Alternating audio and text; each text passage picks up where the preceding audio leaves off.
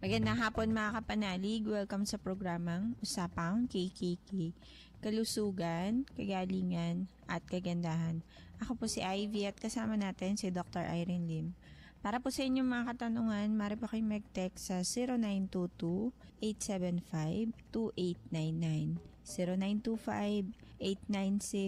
0925-896-1689 at 0917-810-6169. Para po sa may mga YouTube at Facebook, pwede niyo po hanapin si Doc. Type niyo lang po ang Dr. Irene Lim. Gandang hapon, Doc. Magandang hapon po muli sa inyong lahat at welcome po sa ating talakayan sa Usapang KKK. Ang inyo pong lingkod, si Dr. Irene Lim, ang magbibigay na naman po sa inyo ng panibagong kaalaman. And always remember that knowledge is power. Ligtas ang may kaalaman. And when you lose your health, you will lose everything. Hihingi po ako sa inyo ng like, share, and subscribe sa YouTube po, tsaka sa Facebook. Yung mga na-miss out nyo hong episode ay pwede ho ninyong i-search dyan para mapanood po ninyo at mapakinggang muli. Now, magandang balita at magandang maagang pamasko sa inyo. Lahat po kayo ay may libreng konsulta, libreng check-up po with free urine and sugar testing. Libre na yung check-up nyo, may free urine and blood testing pa kayo. So wala na hong makakapagsabi na hindi pa kapagpa-check up dahilan sa walang pera o walang budget. So gusto ko kasi namin sa pagsalubong natin sa 2024 ay lahat po tayo are all in good health. Kaya po namin ito ginawa. And also doon ho sa blood cleansing and detoxification vector scan, so meron ho tayong promo package na napakalaki rin ho ang ma-discount ninyo. So, yung detox, blood cleansing, with or without vector scan, so may promo package ho tayong ganyan. But if ever you choose the one with vector scan, napakarami hong sakit ang mapipick up ng vector scan kahit na ho wala pa kayong simptomas. Lalo na ho yung may mga lahi ng cancer, barado ang circulation, high risk for heart attack and stroke. Kung lahi ho kayo ng mga ganyan, ang ikinamatay ng pamilya ay puro high blood, stroke, heart attack, kailangan nyo ho ang vector scan. And yung atin pong IV laser, naka-almost 50% discount po siya. Tricolor, one of the latest from Russia. So red light is for chi and circulation. Blue light is for tumor, cyst, and cancer. Also, it has an antimicrobial and antiviral effect. Green light is for boosting the immune system and also improve oxygenation. So yan po, laser pa lamang po yan. Sa blood cleansing po natin, hindi po lamang laser ang ginagamit. Meron pa ho tayong ultraviolet na very effective ho sa mga autoimmune diseases. Nagfo-form ho kasi yan ng blueprint sa immune system natin. So nagkakaroon ho ng memory ang ating cells. So alam niya na ho kung paano labanan ang mga invaders. And also we have ozone which has anti-cancer and antimicrobial effect. And also we have our high dose vitamin C wherein ang vitamin C ho pagka high dose, so 10,000 to 25,000 milligrams, nagkakaroon ho siya ng antimicrobial effect. And nabablast niya ho ang cancer cells. So may anti-cancer din po. So lahat pong yan, blood cleansing, napakarami ho nating pwedeng gamitin para ho labanan ang sakit. Kaya mataas po ang cure rate namin. Bibihira po yung hindi gumagaling sa amin pagka nagpagamot ho kayo. Because properly equipped ho kami nitong mga gamit na ito na wala ho sa iba. And wala din ho yan sa ospital. Transferable ho ito. So pwede nyo pagregalo sa inyong mga kaibigan, pamilya, relatives. And pwede na ho kayong mag-prepaid now. pwede na hong bayaran ngayon kahit na later pa ho ninyo magamit kasi wala pa kayong time. Pwede po yun.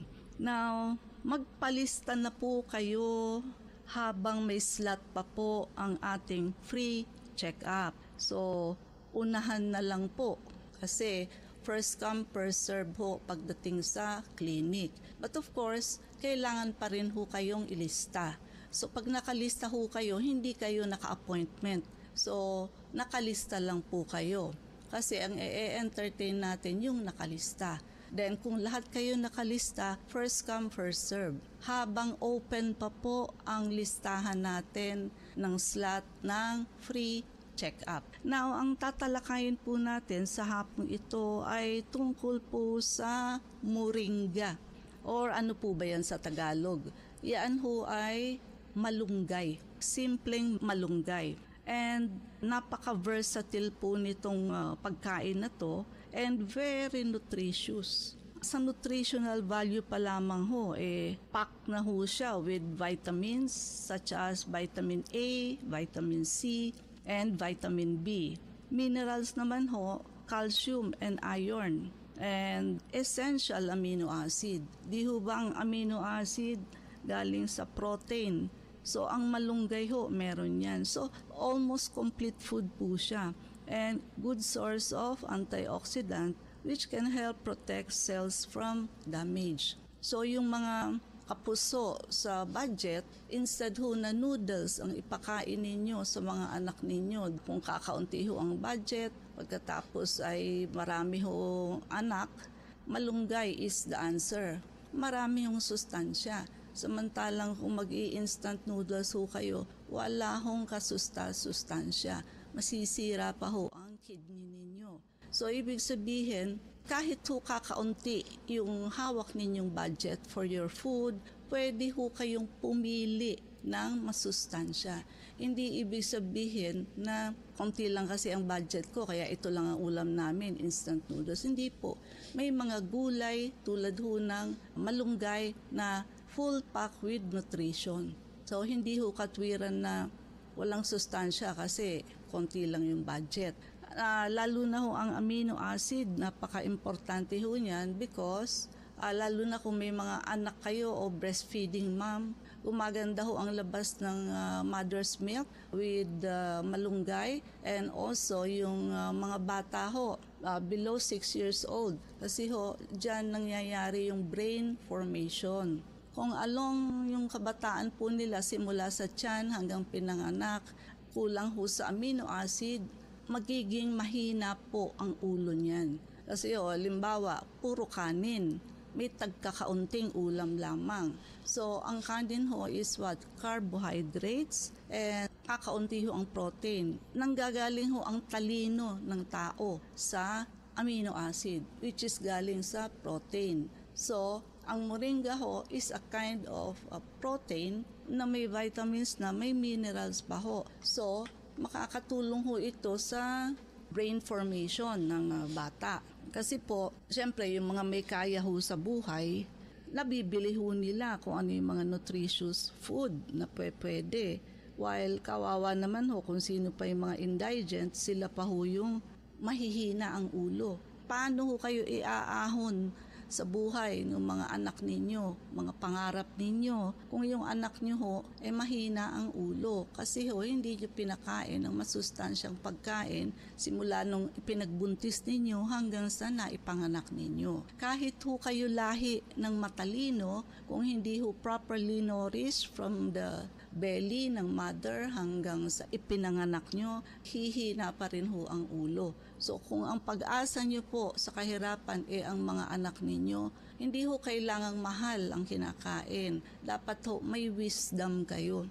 Yun ho bang marunong kayong pumili ng pagkain na mura pero masustansya. Naintindihan nyo? So isa ho ang malunggay dyan. And ginagamit din ho ang malunggay sa Chinese medicine dahilan sa meron ho itong anti-inflammatory effect. So, nakakatanggal ho ng manas, antioxidant. So, yan naman ho ang nagtatanggal ng free radicals. Free radicals, yan ho ang reason kung bakit tayo tumatanda at bakit ho tayo nagkakasakit, nagkakakancer. At may antimicrobial properties. So, ibig sabihin ho, may antibacterial, antiviral effect ang moringa. Yung iba po, ginagamit ito to treat conditions like high blood pressure, diabetes, digestive disorder, and yung iba naman po, culinary uses. Ang malunggay ho, yung dahon and pods, ginagamit ho sa pagluluto all over the world, di po sa Pilipinas lang. So pwede ho itong idagdag sa mga soup, stews, salad. So napaka-sustansya ho nito. Now, sabi nga natin may tulong din ho ito sa cholesterol management.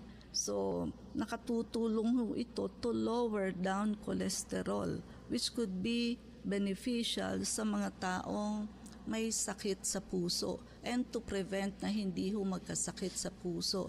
Di ho ba ang total cholesterol level, ang ideal po is 180 milligrams per DL. So, anything na tataas ho dyan, high risk in forming atherosclerosis, bara sa ugat. So, atherosclerosis is hardening and thickening of arteries. And pagka sobra ho ang cholesterol ninyo, yung mga excess pong cholesterol, yun ho ang kumakapit sa mga bitak sa ugat, dala ho ng mga free radicals. So tatakpan niya ho yun. Cholesterol patch ang tawag doon hanggang sa, kumbaga ho, parang aaspaltohin niya. Kaya lang, kung wala ho kayong antioxidant, dapat po si antioxidant ang tatakip doon. Kaso kung puro karne ho kayo, wala naman kayong antioxidant, si cholesterol patch po ang magtatakip doon o magiging aspalto. Kasi pag hindi yung tinakman inside our arteries, magbibleed ho ang pasyente. So, kaso kakapal naman ng kakapal yung bara, yung atherosclerosis. Kaya dapat po hindi excess ang total cholesterol and bad cholesterol. Importante din po na ang good cholesterol, which is HDL, ay mataas. Why? Si HDL po ang nagtatanggal at nagbibit-bit pabalik sa atay ng bad cholesterol.